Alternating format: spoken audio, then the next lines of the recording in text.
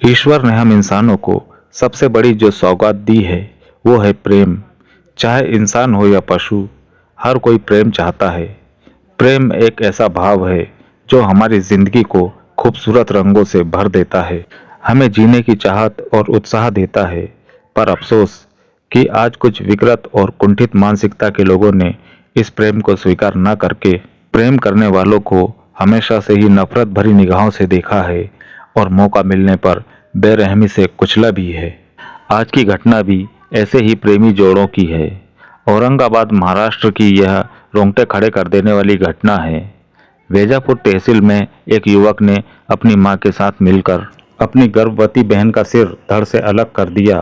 रविवार 5 दिसंबर की शाम लाड़गांव शिवार गांव में 18 वर्षीय आरोपी युवक संकेत मोटे और 40 वर्षीय महिला शोभा दोनों ने मिलकर 19 वर्षीय कीर्ति अविनाश थोरे की धारदार हथियार से हत्या कर दी।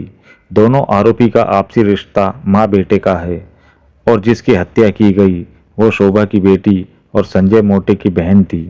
दोनों मां बेटे बहन के प्रेम विवाह से बेहद ही नाराज थे। लाड़गांव शिवार 302 बस्ती में रहने वाले संजय थोरे के बेटे अविनाश और कीर्ति आपस में एक दूसरे से प्रेम करते थे, लेकिन शायद उन्हें लगता था कि उनके घर वाले उनके खिलाफ हो सकते हैं, इसलिए उन्होंने घर से भागकर आलंदी में प्रेम विवाह किया था। कोर्ट मैरिज करने के बाद दोनों खेत बस्ती गोय गांव में रह रहे थे।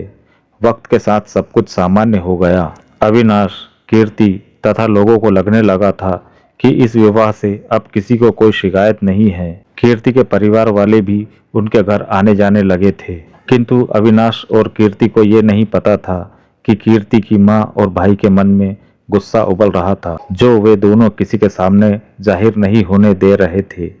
और एक दिन वह गुस्सा ज्वालामुखी के लावे की तरह फूटकर बाहर निकल आया। रविवार 5 दिसंबर के दिन कीर्ति की मां और भाई उससे मिलने पहुंचे।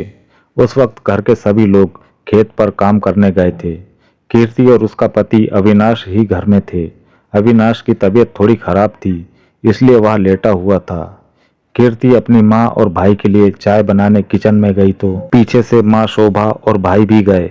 फिर मां ने कीर्ति को जोर से किचन में ही दबोच लिया और संकेत ने धारदार हथियार से कीर्ति के गर्दन पर वार कर दिया और तब तक वार करता रहा जब तक उसका सिर धड़ से अलग नहीं हो गया।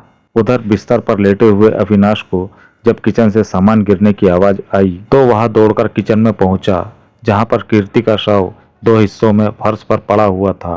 अविनाश संकेत को पकड़ पाता इसके पहले ही आरोपी संकेत हथियार लहराता हुआ वहां से भाग निकला और पुलिस थाने पहुंचकर आत्मसमर्पण कर दिया। इधर कीर्ति के पति अविनाश के चिल्लाने की आवाज सुनकर पड़ोसी अविनाश के घर पहुंचे। तब बात सारे गांव में फैल गई और पुलिस को इसकी सूचना दी गई। बाद में पुलिस ने आरोपी मां को भी गिरफ्तार कर लिया। झूठी शान की खातिर एक मां ने अपनी बेटी की और एक भाई ने अपनी बहन की इतनी बेरहमी से हत्या कर दी। ऑनर किलिंग का ये इकलौता मामला नहीं है। झूठी शान, रुतबे, जात, बिरादरी और धर्म के नाम पर मौत का यह खौफनाक खेल पहले भी जारी था, आज भी जारी है। ये कब खत्म होगा कोई नहीं जानता और कभी होगा भी या नहीं ये भी नहीं पता। और इस तरह एक और जुर्म की कहानी का अंत हुआ। अंत में दोस्तों, हमारा मकसद आपका मनोरंजन करना नहीं, आपको जुर्म के प्रति जागरूक करने का है। अगर आपको हमारा यह प्रयास पसंद है तो हमें लाइक और सब्सक्राइब करें और कमेंट में अपनी अमूल्य राय ज़रूर दें।